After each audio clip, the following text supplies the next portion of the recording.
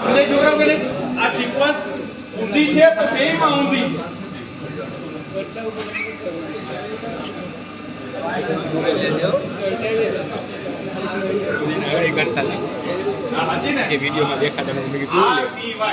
બેયની sequence સાચી જ છે. જો પેરેલલ ઓપરેશનમાં કેટલી વસ્તુ આપણે ચેક કરતા હોય? ચાર.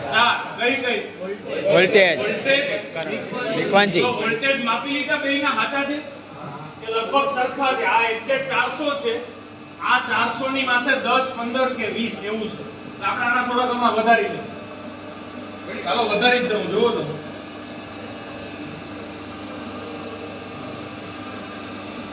હા રેડી. હવે લગભગ સરખું થઈ ગયું.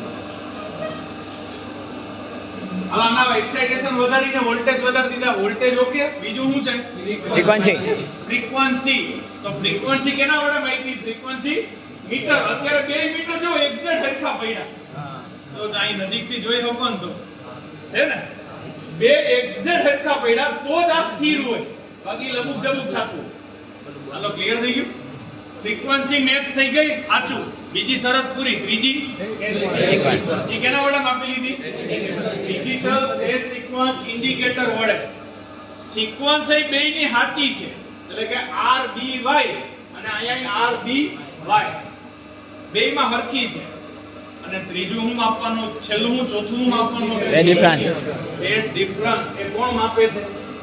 સિન્ક્રોનોસ્કોપ અને આ લેમ્પ મેથડ. હાલો હવે મને કયો, હવે છેલ્લું સ્ટેપ હું શું કરું? લેમ્પ બધાય હું થાય તો અહીંયા સિન્ક્રોનાઇઝેશન થઈ ગયું. ડાર્ક. આના રીતે ધ્વજવંદન કરાવીએ. જો આ છે ને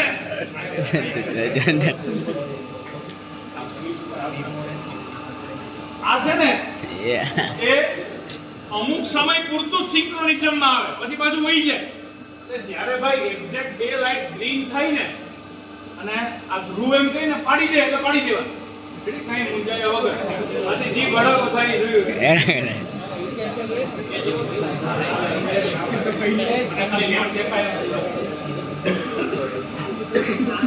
હાલો ભાઈ, અત્યારે જનરેટર ફાસ્ટ બાજુ છે કે સ્લો બાજુ? ફાસ્ટ. તો હવે આની સ્પીડ ઘટાડું ને તો અત્યારે હું અહીંયા શું કરું છું? જનરેટરના પ્રાઇમ મૂવરની સ્પીડ ને ઓછી કરું. હા જો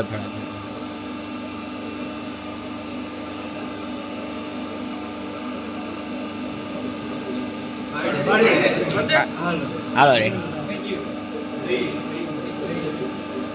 હવે ક્યાંય નો જાય. હવે ક્યાંય નો જાય. હવે જો હું આ મોટરના વોલ્ટેજ વધારું ને તોય આની 1500 જ રહે. ભાઈ માઈક તો અત્યારે છે નજીક આવતો રહે ને ભાઈ બ્રિટેશ.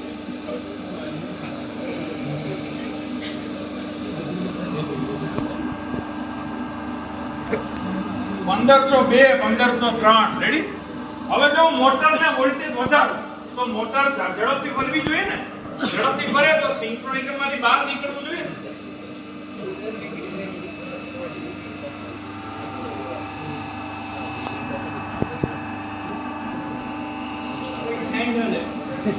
ઘટાડવું તોય કઈ નહીં થાય.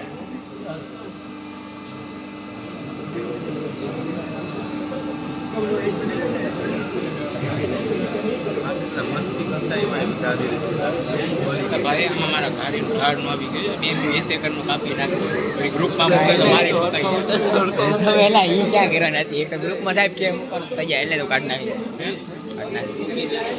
આ તો ખાલી જોવા હેઠે ને આપણે જિંદગી કોણ.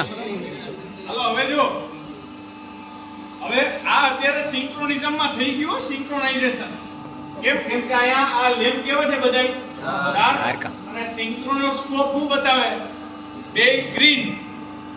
એટલે આ બે અત્યારે આપણું અલ્ટરનેટર બસ બાર સાથે સિન્ક્રોનિઝમમાં છે. હવે ઓલી ઘટના કરીએ અને કન્ફર્મ કરીએ. સ્પીડ માપી હતી ને એટલી જ છે ને. હવે કઈ ઘટના કરીએ કે ધારો કે અલ્ટરનેટરનું પ્રાઇમ મૂવર ફેલ થાય તો સમજાય કે નહીં? અલ્ટરનેટરનું પ્રાઇમ મૂવર ફેલ થાય તો તો જો આપણે આ મોટરની ચાપ પાડી દઈએ, મોટરની ચાપ પાડશું ને તો આ ઓલ્ટરનેટરને મળતો ડીસી બંધ થઈ જાય, તો એ સિંક્રોનિઝમ માંથી નીકળી જાય. એટલે આપણે હું કરું, આમાં એક જુગાડ કરી કે આપણે ખાલી હું બંધ કરવું છે, મોટર બંધ કરવી છે. હું બંધ કરવી છે મોટર બંધ કેમ હું કરીએ તો થાય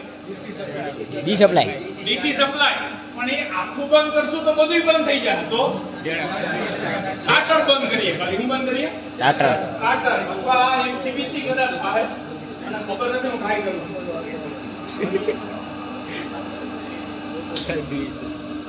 આ ચાલુ થઈ ગઈ. મોટર બંધ છે હો, મોટર ન કરતી હોય. હા, જનરેટર પર કેમ માની ભાઈ મોટર ન કરતી હવે પૂરું. પછી ચાલુ માં ચાલુ કરો. હા હાલો સર પેલા હા હવે હા મોટરનો ડીસી સપ્લાય બંધ કરતો આ કરીને તો થોડો ઝડપ લાગશે એટલે ઇનામ તો અત્યારે હું બને છે આ મોટર સિંક્રોનસ મોટર અને ક્યાંથી પાવર લઈ એ બે માં બસ બાર સમજાઈ ગયું સિંક્રોનાઇઝેશન.